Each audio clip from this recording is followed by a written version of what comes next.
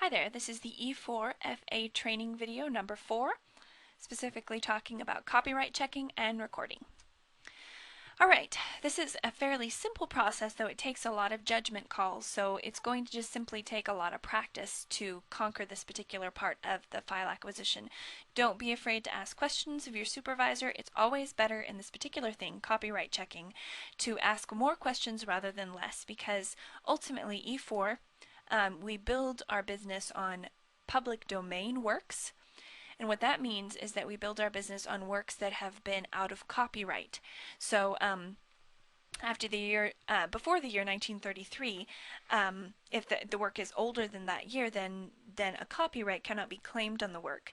So what we do is we take these older works and we republish them in our own form. But if we try to republish a work that is still in copyright, then we're going to be in big trouble. Copyright laws are very specific, and so what we have to do is we have to also be very specific in our research and our recording of this material. Alright, but if you follow these 4 steps, you should be able to record and identify copyrights fairly easily. Alright, so step 1 is download a screenshot program. Now on a Mac, you're going to already have this, and there's another video showing you how to use that particular screenshot program. On Windows, you may or may not have one built in. My PC didn't have one, so what I did is I went to this tryalot.com. It's a perfectly safe website, very, very easy to install. Just follow the prompts, not difficult at all. And what it does is when you open your browser, after you've installed the program, what it does is it puts this little web snapshots thing, and all you have to do is click that. And what it does is it takes a picture and then it asks you where to save it. So what I would do is I would go to your pictures folder, make a new folder by pressing this, and then do SS for screenshots, and either just do E4 or test or whatever you want to do, because ultimately you're going to need one folder for every set that you make, because there's going to be a screenshot for every document of the copyright for every document that you download. Okay, so screenshot, the name of the set, so let's just say this is Medieval Lit 1, and that's it. Okay, open, and then click on this and press save. Okay, and what it's done is it's saved a screenshot of that particular thing. Obviously that's just Google, but it's as easy as that. Very, very, very easy. Alright, step 2, check each file for copyrights as you download. Now this as you download part is very important. You're going along and you're looking for these different documents, and what you do, as soon as you find it, as soon as you think this is the one I'm going to download, you identify the copyright, and I'm going to show you how to do that in just a second, and then as soon as you identify it, you take a screenshot of it, save the screenshot, because sometimes these things can change. So let's say we've been working with a fictional set, collected works of Martin Luther. Actually, we're going to put works here, and we go here to the selected works of Martin Luther. We've been working with something in the biblical commentaries.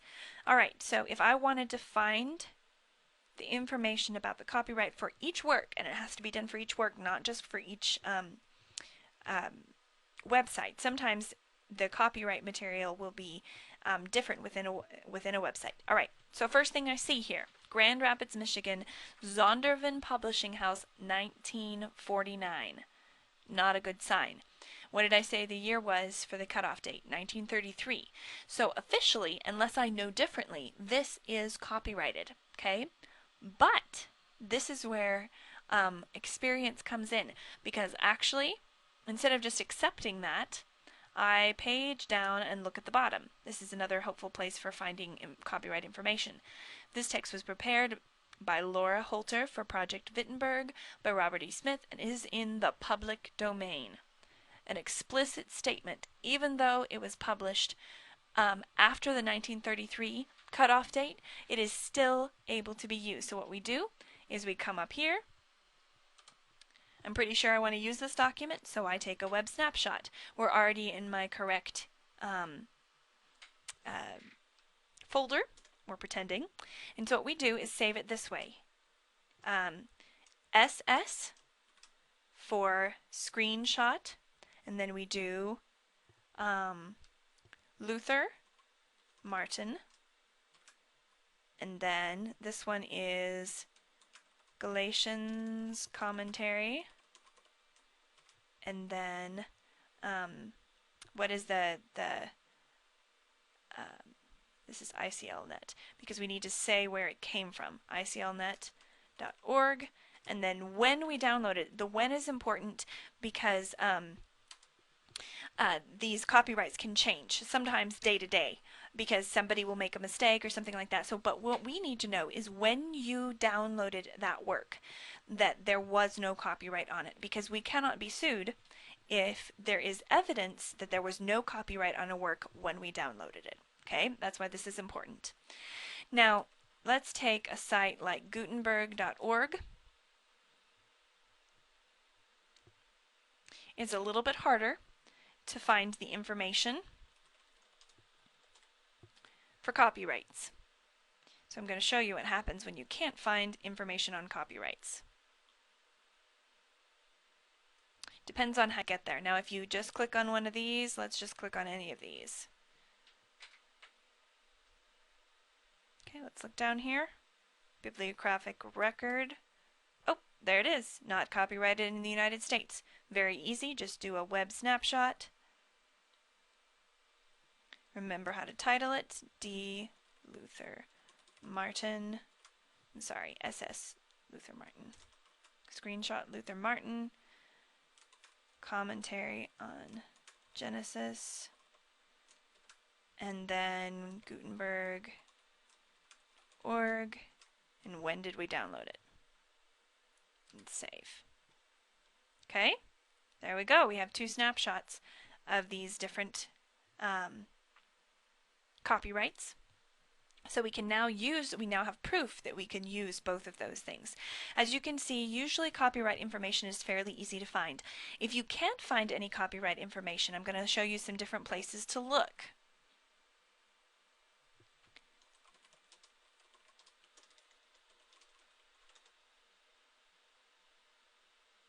Let's look here. Selected works again. All right, look at all of these here. 1884.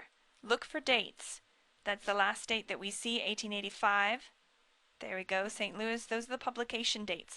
That's what you would take a screenshot of. Or you would go down here and you would see this text is copyright 1997 Glenn Zweck, the translator, and was converted by him to ASCII format for Project Wittenberg. Okay, you may freely distribute for non-commercial purposes. All right, so even though we have up here that 1884 and 1885, unlike the other one that we looked at on the same site, this is actually copyrighted. Now, can a translator copyright? Yes, a translator can copyright. But oftentimes, someone who has simply put something into a new form can't copyright. So if this has just been, here I put a paragraph in a different spot, or I bolded a title or something like that, you can't do that. You can't actually claim a copyright for this, but a translator can. So be very careful with these things, because this looks exactly the same as the other one. But you have to page down and you have to find out, be very careful with these copyrights. Alright, so you have step 1, download the screenshot program. Step 2, check each file for a copyright as you download. Each file is also important. As we saw, we had 2 different copyright situations on one website. There's some more information about the explicit statements and all of that kind of stuff. Number 3, take a screenshot of the copyright statement for each document downloaded. We just talked about that, and then we saved it. So that's it.